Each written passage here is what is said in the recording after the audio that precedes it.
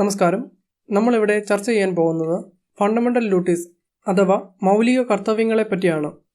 നമ്മുടെ രാജ്യത്തെ പൗരന്മാർ നിർവഹിക്കേണ്ട ചില കടമകളും കർത്തവ്യങ്ങളുമാണ് ഇതിൽ പറഞ്ഞിരിക്കുന്നത്. ഇന്ത്യൻ ഭരണഘടനയുടെ പാർട്ട് 4A ഫണ്ടമെൻ്റൽ ഡ്യൂട്ടീസ് ഉള്ളത്. പൗരന്മാരുടെ കർത്തവ്യങ്ങളായി എന്തൊക്കെ കാര്യങ്ങളാണ് ഈ ഭാഗത്ത് കൊടുത്തിരിക്കുന്നത് എന്ന് നമുക്ക് പരിശോധിക്കാം. അതിനു മുൻപ് ഇന്ത്യൻ പൊളിറ്റിയെ സംബന്ധിക്കുന്ന ഇതുപോലുള്ള കൂടുതൽ വീഡിയോകൾ കാണുവാനായി ചാനൽ സബ്സ്ക്രൈബ് ചെയ്യാൻ മറക്കരുത്. അപ്പോൾ ഫണ്ടമെൻ്റൽ ഡ്യൂട്ടീസ് എന്ന ഭാഗത്തേക്ക് നമുക്ക് കടക്കാം. Introduction. Though the right and duties of the citizens are correlative and inseparable, the original constitution did not contain the fundamental duties. Later, in 1976, the fundamental duties of citizens were added in the constitution.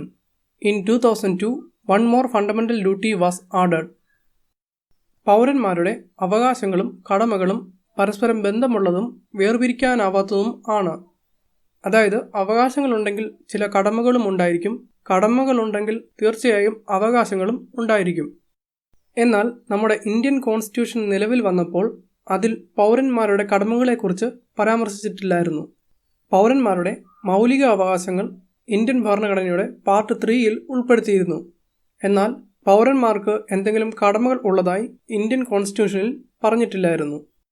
പിന്നീട് 1976 42ാം ഭരണഘടനാ ഭേദഗതിയിലൂടെ പൗരന്മാരുടെ മൗലിക കർത്തവ്യങ്ങൾ Indian ഭരണഘടനയിൽ കൂട്ടിച്ചേർത്തത്. 2002 അതിന് ഒരു updation കൂടി ചെയ്ത് ഒരു കർത്തവ്യം കൂടി കൂട്ടിച്ചേർത്തു. The fundamental duties in the Indian Constitution are inspired by the Constitution of erstwhile USSR. Notably, none of the constitutions of major democratic countries like USA, Canada, France, Germany, Australia, and so on specially contain a list of duties of citizens. Japanese constitution is perhaps the only democratic constitution in world which contains a list of duties of citizens.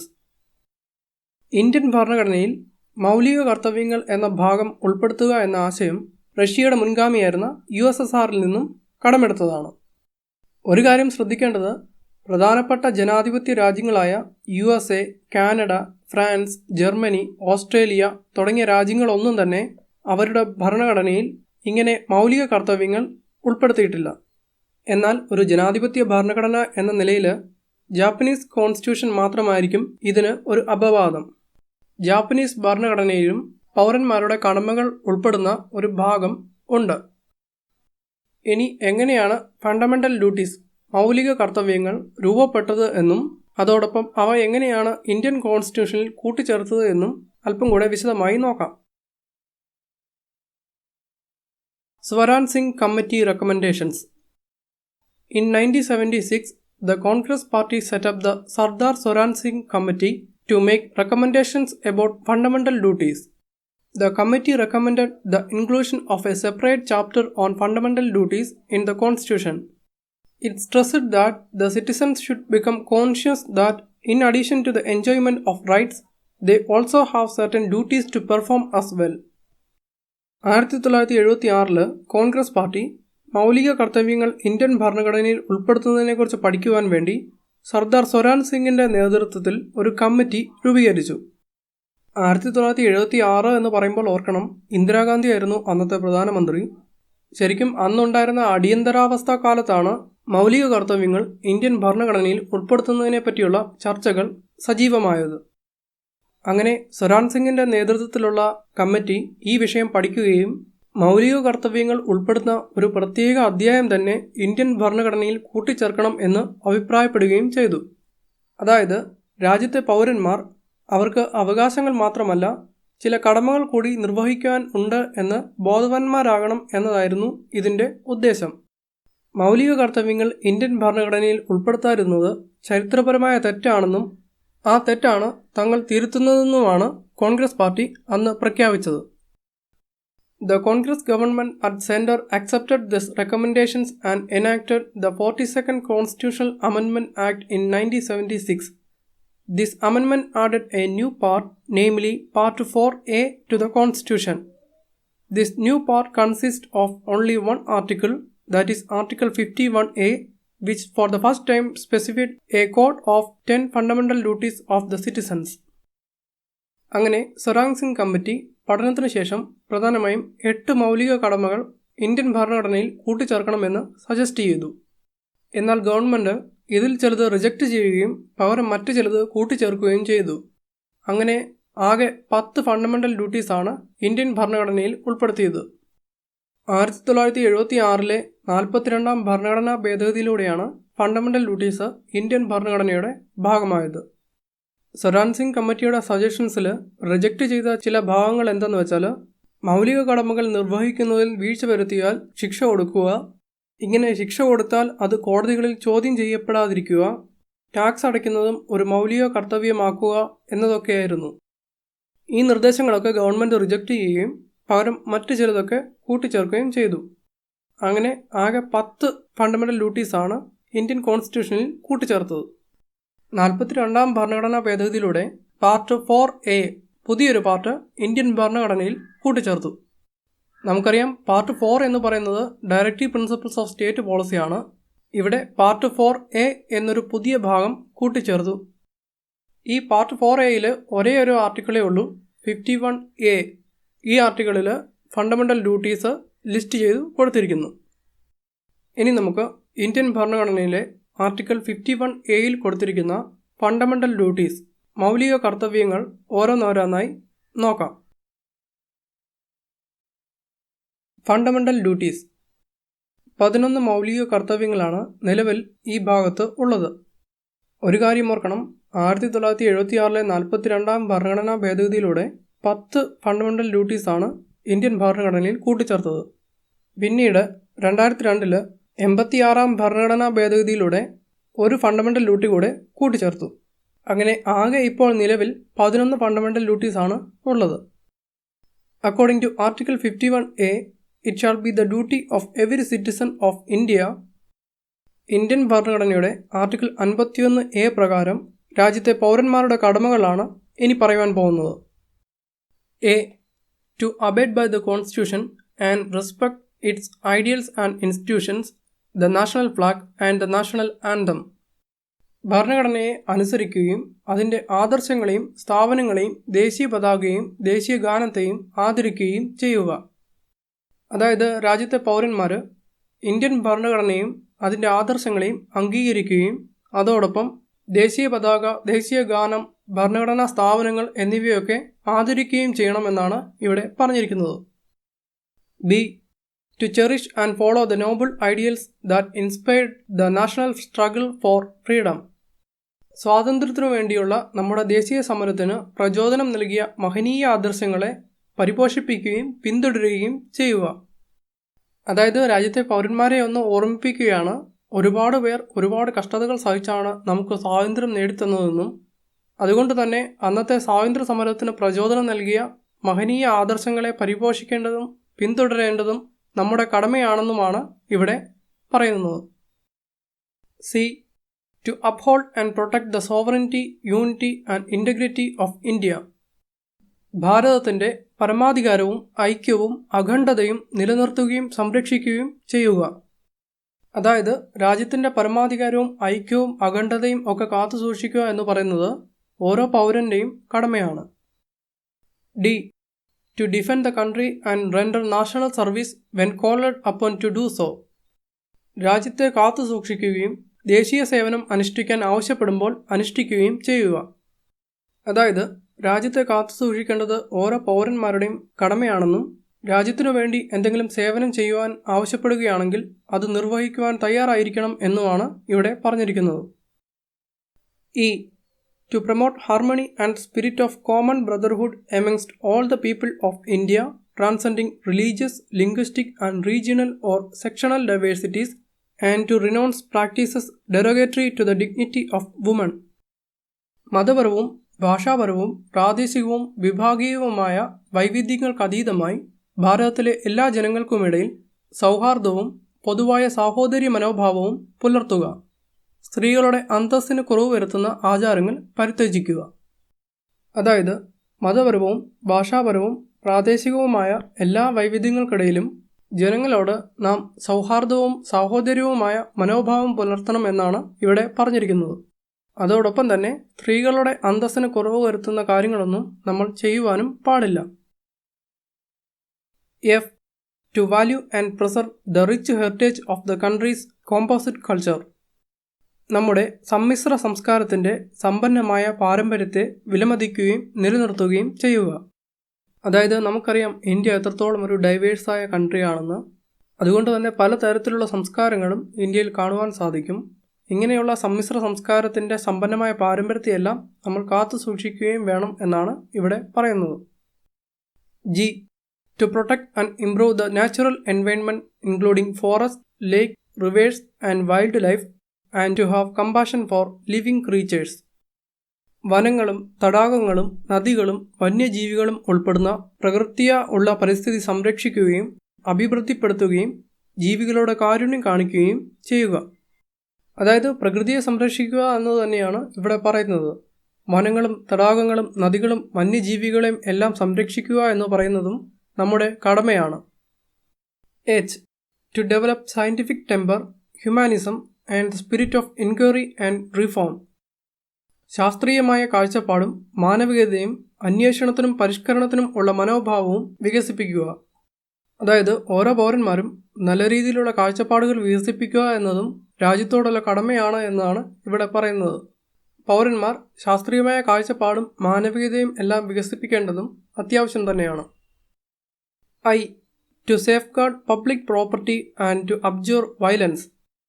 പൊതുസ്വത്ത് പരിരക്ഷിക്കുകയും ശപഥം ചെയ്ത് അക്രമം ഉപേക്ഷിക്കുകയും ചെയ്യുക. അതായത് public പ്രോപ്പർട്ടീസൊക്കെ സംരക്ഷിക്കുക എന്നത് നമ്മുടെ കടമയാണെന്നും അതോടൊപ്പം തന്നെ അക്രമം ഉപേക്ഷിക്കണമെന്നുമാണ് ഇവിടെ പറഞ്ഞിരിക്കുന്നത്. ജെ.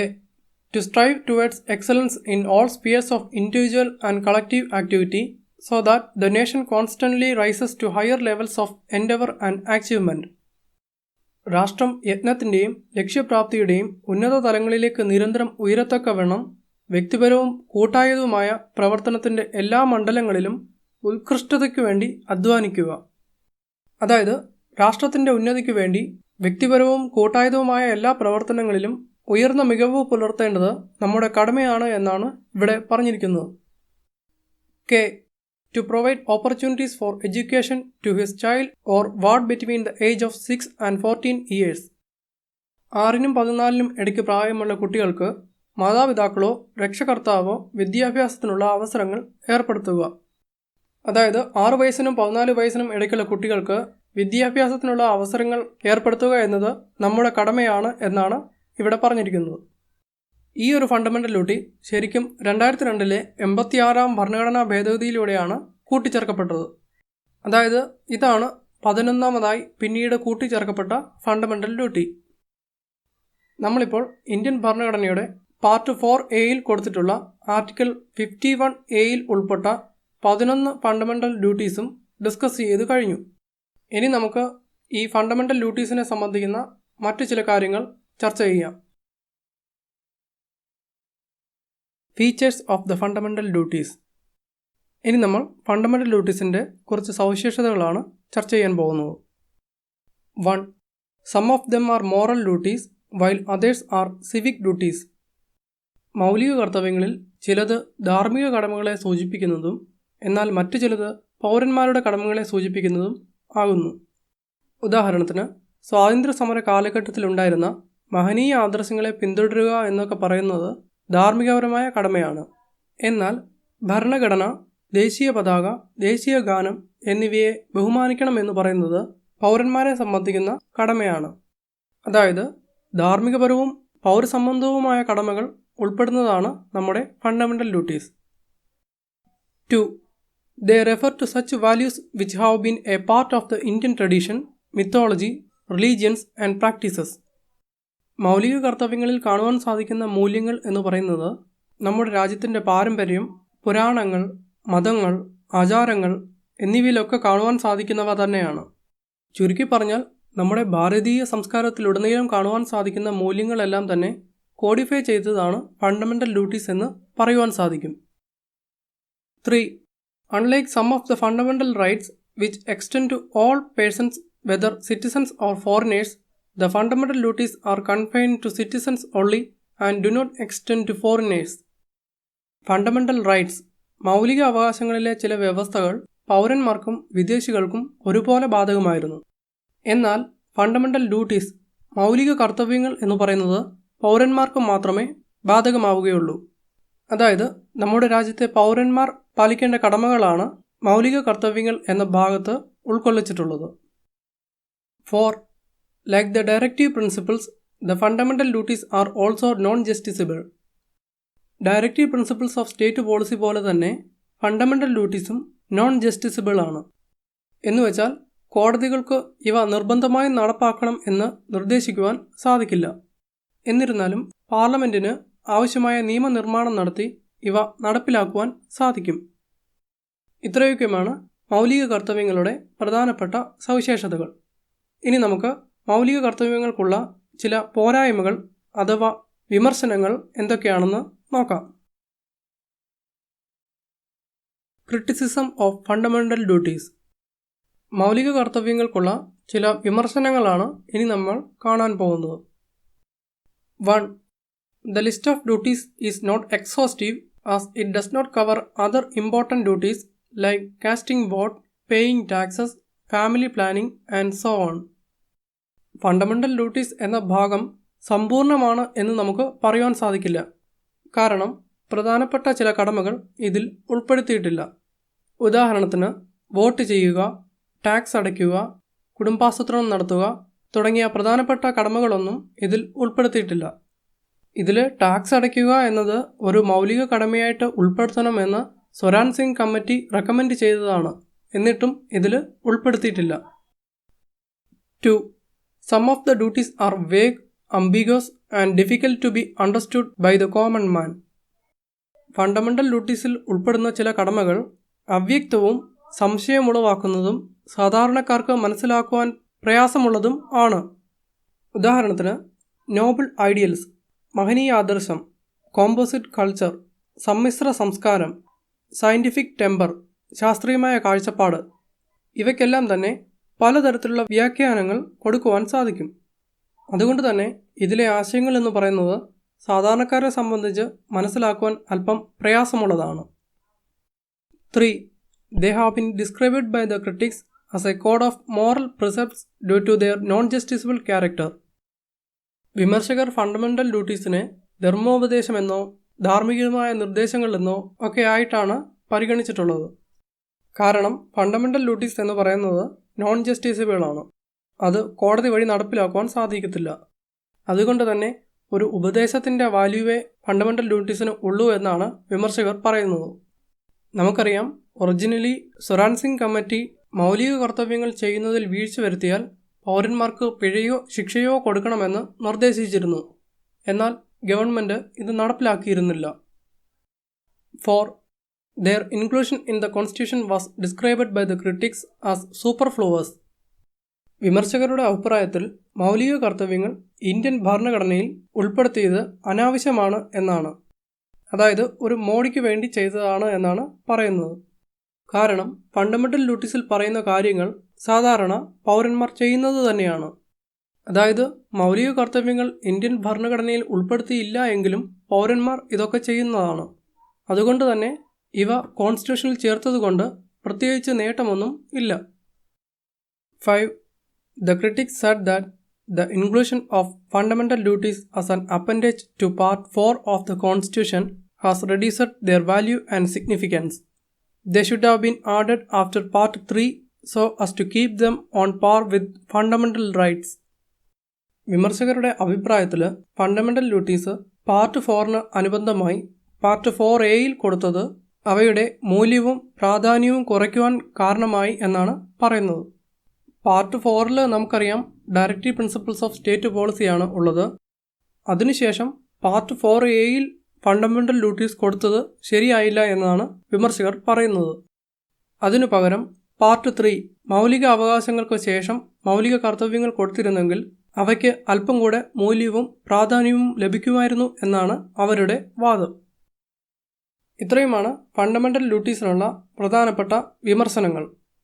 ഇത്തരം വിമർശനങ്ങൾ ഉണ്ട് എങ്കിൽ പോലും ഫണ്ടമെൻ്റൽ ഡ്യൂട്ടീസിന് അതിൻ്റേതായ പ്രാധാന്യവും ഉണ്ട്. ഇനി നമുക്ക് ഫണ്ടമെൻ്റൽ ഡ്യൂട്ടീസിന് അത്തരത്തിലുള്ള ചില പ്രാധാന്യങ്ങളെപ്പറ്റി നോക്കാം. Significance of fundamental duties. മൗലിക കർത്തവ്യങ്ങൾക്ക് എത്രമാത്രം പ്രാധാന്യമുണ്ട് എന്നാണ് നമ്മളിനി നോക്കുന്നത്. 1. They serve as a reminder to the citizens that, while enjoying their rights, they should also be conscious of duties they owe to their country, their society and to their fellow citizens. മൗലിക കർത്തവ്യങ്ങൾ എന്ന് പറയുന്നത് പൗരന്മാർക്കുള്ള ഒരുതരം ഓർമ്മപ്പെടുത്തലാണ്. അതായത് മൗലിക അവകാശങ്ങൾക്കൊപ്പം തന്നെ രാജ്യത്തോടും സമൂഹത്തോടും സഹപൗരന്മാരോടും അവർക്ക് ചില കടമകൾ കൂടി നിർവഹിക്കാൻ ഉണ്ട് എന്ന് ബോധവാന്മാരാക്കുകയാണ് മൗലിക കർത്തവ്യങ്ങൾ ചെയ്യുന്നത്. 2. They serve as a warning against the anti-national and anti-social activities like burning the national flag, destroying public property and so on. ദേശീയ പതാക കത്തിക്കുക, പൊതുമുതൽ നശിപ്പിക്കുക എന്നിങ്ങനെയുള്ള ദേശവിരുദ്ധ സാമൂഹ്യ വിരുദ്ധ പ്രവർത്തനങ്ങൾക്കെതിരെയുള്ള മുന്നറിയിപ്പ് കൂടിയാണ് മൗലിക കർത്തവ്യങ്ങൾ. 3. They serve as a source of inspiration for the citizens and promote a sense of discipline and commitment among them. രാജ്യത്തെ പൗരന്മാർക്ക് ഒരു അച്ചടക്കവും പ്രതിബദ്ധതയും ഉണ്ടാകുന്നതിനുള്ള പ്രചോദനമാകാൻ ഫണ്ടമെൻ്റൽ റൈറ്റ്സ് സഹായിക്കുന്നു. അതായത് പൗരന്മാർ എന്നത് കേവലം കാഴ്ചക്കാരല്ല, പകരം ദേശീയ ലക്ഷ്യങ്ങൾ സാക്ഷാത്കരിക്കുവാനുള്ള പങ്കാളികൾ കൂടിയാണ് എന്ന് ബോധവൽക്കരിക്കുവാൻ ഫണ്ടമെൻ്റൽ റൈറ്റ്സ് സഹായിക്കുന്നു. 4. They help the courts in examining and determining the constitutional validity of a law. കോടതിയുടെ അഭിപ്രായത്തിൽ മൗലിക കർത്തവ്യങ്ങൾ ഒരു നിയമത്തിൻ്റെ ഭരണഘടനാ സാധുത പരിശോധിക്കുവാനും നിർണ്ണയിക്കുവാനും സഹായിക്കുന്നുണ്ട്. ഉദാഹരണത്തിന് 1992 സുപ്രീം കോടതിയുടെ ഒരു അഭിപ്രായത്തിൽ ഫണ്ടമെൻ്റൽ ഡ്യൂട്ടീസ് ഇംപ്ലിമെൻ്റ് ചെയ്യാൻ നോക്കുമ്പോൾ ഏതെങ്കിലും തരത്തിലുള്ള കോൺസ്റ്റിറ്റ്യൂഷണൽ കോൺഫ്ലിക്റ്റ് വരുവാണെങ്കിൽ അതിനൊക്കെ ചില എക്സെപ്ഷൻസ് കൊടുക്കുവാൻ സാധിക്കും. അതായത് ഒരു നിയമത്തിൻ്റെ സാധുത പരിശോധിക്കുവാൻ ഫണ്ടമെൻ്റൽ ഡ്യൂട്ടീസും ഉപയോഗിക്കാം. 5. They are enforceable by law. Hence, the Parliament can provide for the imposition of appropriate penalty or punishment for failure to fulfill any of them. Fundamental duties എന്ന് പറയുന്നത് എൻഫോഴ്സബിൾ ബൈ ലോ ആണ്. എന്നുവെച്ചാൽ പാർലമെൻറ്റിന് ഇവ നിർബന്ധമായി നടപ്പിലാക്കുവാനുള്ള വ്യവസ്ഥ കൊണ്ടുവരുവാൻ സാധിക്കും. അതായത് ഈ കടമകളൊക്കെ പൗരന്മാർ നിർവഹിച്ചില്ല എന്നുണ്ടെങ്കിൽ പാർലമെൻറ്റിന് അനുയോജ്യമായ പിഴയോ ശിക്ഷയോ ഒക്കെ കൊണ്ടുവരുവാൻ സാധിക്കും. അതായത് ഫണ്ടമെൻ്റൽ ഡ്യൂട്ടീസ് എന്ന് പറയുന്നത് വെറുതെ ലിസ്റ്റ് ചെയ്തിരിക്കുന്നതല്ല, പാർലമെൻറ്റിന് വേണമെങ്കിൽ ഇവയെല്ലാം നടപ്പിലാക്കാവുന്നതാണ്. ഇത്രയുമാണ് ഫണ്ടമെൻ്റൽ ഡ്യൂട്ടീസിൻ്റെ പ്രാധാന്യമുള്ള വസ്തുതകൾ. ഇനി ഈ ഫണ്ടമെൻ്റൽ ഡ്യൂട്ടീസ് ഏതെങ്കിലും തരത്തിലൊക്കെ നടപ്പിൽ വരുത്തിയിട്ടുണ്ടോ എന്ന് പരിശോധിക്കുന്ന ഒരു കമ്മിറ്റിയുണ്ട്, വെർമ കമ്മിറ്റി. അതിനെപ്പറ്റി നമുക്കൊന്ന് നോക്കാം. Verma committee observations. 1999 ഫണ്ടമെൻ്റൽ ഡ്യൂട്ടീസിനെ കുറിച്ച് പഠിക്കുവാൻ നിയോഗിച്ച ഒരു കമ്മിറ്റിയാണ് Verma committee. The Verma committee on fundamental duties of the citizens 1999 identified the existence of legal provisions for the implementation of some of the fundamental duties. രാജ്യത്തെ പൗരന്മാരുടെ മൗലിക കർത്തവ്യങ്ങളെക്കുറിച്ച് കൂടുതലായി പഠിക്കുവാൻ 1999 നിയോഗിച്ച കമ്മിറ്റിയാണ് വെർമ കമ്മിറ്റി. ഈ കമ്മിറ്റിയുടെ നിരീക്ഷണത്തിൽ ചില മൗലിക കർത്തവ്യങ്ങൾ ഇംപ്ലിമെൻ്റ് ചെയ്യാൻ ഉതകുന്ന വ്യവസ്ഥകൾ ഓൾറെഡി നിലവിലുണ്ട് എന്ന് കണ്ടെത്തി. അങ്ങനെ വെർമ കമ്മിറ്റി കണ്ടെത്തിയ ചില വ്യവസ്ഥകളാണ് ഇനി നമ്മൾ പരിശോധിക്കാൻ പോകുന്നത്. ഫണ്ടമെൻ്റൽ ഡ്യൂട്ടീസ് നടപ്പിൽ വരുത്തുവാൻ സഹായിക്കുന്ന ഓൾറെഡി നിലവിലുള്ള വ്യവസ്ഥകൾ എന്തൊക്കെയാണെന്ന് ഓരോന്നായി പരിശോധിക്കാം. 1. The Prevention of Insults to National Honor Act 1971 prevents disrespect to the Constitution of India, the national flag and the national anthem. 1971 വന്നൊരു നിയമമാണ് the prevention of insults to national honour act. ഈ നിയമപ്രകാരം Indian ഭരണഘടന, ദേശീയ ഗാനം, ദേശീയ പതാക എന്നിവയെ അപമാനിക്കുന്നത് കുറ്റകരമാണ്. നമുക്കറിയാം, ഇന്ത്യൻ ഭരണഘടനയും ദേശീയ പതാകയെയും ദേശീയ ഗാനത്തെയും ആദരിക്കണം എന്നൊരു മൗലിക കർത്തവ്യം നമുക്കുണ്ട്. അത് ഈ നിയമം വഴി ഇംപ്ലിമെൻ്റ് ചെയ്യപ്പെടുന്നു. 2. The various criminal laws in force provide for punishments for encouraging enmity between different sections of people on grounds of language, race, place of birth, religion and so on. ഇന്ത്യയിൽ നിലവിലുള്ള വിവിധ ക്രിമിനൽ നിയമങ്ങൾ പ്രകാരം രാജ്യത്തെ വിവിധ വിഭാഗങ്ങളിൽപ്പെടുന്ന ജനങ്ങൾക്കിടയിൽ മതം, ജാതി, വംശം, ഭാഷ, ജനനസ്ഥലം തുടങ്ങിയവയുടെ അടിസ്ഥാനത്തിൽ വിദ്വേഷ പ്രചാരണം നടത്തുന്നത് കുറ്റകരമാണ്. നമുക്കറിയാം, നമ്മുടെ വൈവിധ്യമാർന്ന ജനവിഭാഗങ്ങൾക്കിടയിൽ സൗഹാർദ്ദവും സാഹോദര്യ മനോഭാവവും പുലർത്തണം എന്നൊരു മൗലിക കർത്തവ്യം ഇന്ത്യൻ ഭരണഘടനയിൽ ഉണ്ട്. ഈ നിയമങ്ങൾ വഴി ഈ മൗലിക കർത്തവ്യമാണ് നടപ്പിലാക്കുന്നത്. 3. The Protection of Civil Rights Act 1955 provides for punishment for offences related to caste and religion. 1955 the protection of civil rights act എന്ന നിയമം മതം, ജാതി എന്നിവയുടെ പേരിൽ നടക്കുന്ന അതിക്രമങ്ങൾക്കെതിരെയുള്ള നിയമമാണ്. ഇതും മുൻപ് പറഞ്ഞ ഫണ്ടമെന്റൽ ഡ്യൂട്ടി സംരക്ഷിക്കുന്ന നിയമമാണ്. അതായത് ജനവിഭാഗങ്ങൾക്കിടയിൽ സൗഹൃദവും സാഹോദര്യവും പുലർത്തുവാൻ സഹായിക്കുന്നു. 4. The Indian Penal Code (IPC) declares the imputations and assertions prejudicial to national integration as punishable offences. Indian penal code (IPC) പ്രകാരം രാജ്യത്തിന്റെ അഖണ്ഡതയ്ക്ക് കോട്ടം വരുത്തുന്ന അവകാശവാദങ്ങളും അപവാദങ്ങളും എല്ലാം തന്നെ കുറ്റകരമാണ്. ഇതിലൂടെ നമ്മൾ ഭാരതത്തിന്റെ പരമാധികാരവും ഐക്യവും അഖണ്ഡതയും നിലനിർത്തുകയും സംരക്ഷിക്കുകയും ചെയ്യുക എന്ന മൗലിക കർത്തവ്യമാണ് നടപ്പിൽ വരുത്തുന്നത്. 5. The Unlawful Activities Prevention Act of 1967 provides for the declaration of a communal organization as an unlawful association. UAPA Act എന്നറിയപ്പെടുന്ന അൺലോഫൽ ആക്ടിവിറ്റീസ് പ്രിവെൻഷൻ ആക്ട് 1967 പ്രകാരം വർഗീയ സംഘടനകൾ രൂപീകരിക്കുന്നത് നിയമവിരുദ്ധമാണ്. ഇതും ജനങ്ങൾക്കിടയിലുള്ള സൗഹൃദവും സാഹോദര്യവും ഇല്ലാതാക്കുന്നത് തടയുന്നു. 6. The Representation of People Act 1951 provides for the disqualification of members of the Parliament or a state legislature for indulging in corrupt practice, that is, soliciting votes on the ground of religion or promoting enmity between different sections of people on grounds of caste, race, language, religion and so on. 1951 the representation of people act പ്രകാരം എംപിമാരും MLAമാരും മതം, ജാതി, വംശം, ഭാഷ എന്നിവയുടെ അടിസ്ഥാനത്തിൽ vote ചോദിക്കുകയാണെങ്കിൽ അവരെ disqualify ചെയ്യുവാൻ സാധിക്കും. അതായത് ജനങ്ങൾക്കിടയിലുള്ള സൗഹാർദ്ദം ഇല്ലാതാക്കുന്ന ഒരു നടപടിയും ഉണ്ടാകാൻ പാടില്ല. 7. The Wildlife Protection Act of 1972 prohibits trade in rare and endangered species. 1972 wild life protection act പ്രകാരം അപൂർവവും വംശനാശം നേരിടുന്നതുമായ ജീവികളുടെ കച്ചവടം നിരോധിച്ചിരിക്കുന്നു. ഇത് വന്യജീവികളെ സംരക്ഷിക്കുക എന്ന മൗലിക കർത്തവ്യം നടപ്പിലാക്കുന്ന വ്യവസ്ഥയായി പരിഗണിക്കാം. 8. The Forest Conservation Act of 1980 checks indiscriminate deforestation and diversion of forest land for non-forest purposes. 1980 the forest conservation act പ്രകാരം വിവേചനരഹിതമായ വനനശീകരണവും വനഭൂമി മറ്റാവശ്യങ്ങൾക്കായി വിനിയോഗിക്കുന്നതും നിയന്ത്രിക്കുന്നു. ഇതും വനം, വന്യജീവി എന്നിവ സംരക്ഷിക്കണം എന്ന മൗലിക കർത്തവ്യം നടപ്പിലാക്കുവാനുള്ള വ്യവസ്ഥയായി കണക്കാക്കാം. ഇത്രയുമാണ് വെർമ കമ്മിറ്റിയുടെ പ്രധാനപ്പെട്ട ഒബ്സർവേഷൻസ്. വെർമ കമ്മിറ്റിയുടെ അഭിപ്രായത്തിൽ ഫണ്ടമെന്റൽ ഡ്യൂട്ടീസ് ഇംപ്ലിമെന്റ് ചെയ്യാൻ ഉള്ള പല വ്യവസ്ഥകളും ഓൾറെഡി നിലവിലുണ്ട്. അതായത് ഫണ്ടമെന്റൽ ഡ്യൂട്ടീസ് നടപ്പിൽ വരുത്തുവാനുള്ള ചില വ്യവസ്ഥകൾ ഇപ്പോൾ തന്നെ നിലവിലുണ്ട്. ബാക്കിയുള്ളവ നടപ്പിലാക്കുവാനുള്ള വ്യവസ്ഥകൾ ആവശ്യമെങ്കിൽ നമുക്ക് കൂട്ടിച്ചേർക്കുകയും ചെയ്യാം. ഇത്രയൊക്കെയാണ് ഫണ്ടമെന്റൽ ഡ്യൂട്ടീസിനെ പറ്റി പറയുവാനുള്ളത്. പ്രധാനപ്പെട്ട എല്ലാ കാര്യങ്ങളും തന്നെ നമ്മൾ കവർ ചെയ്തു എന്ന് വിശ്വസിക്കുന്നു. ഈ പാർട്ട് അവസാനിച്ചിരിക്കുന്നു. ഇനിയും ഇതുപോലുള്ള വീഡിയോകൾ കാണാൻ ചാനൽ സബ്സ്ക്രൈബ് ചെയ്യാൻ മറക്കരുത്. Thank you.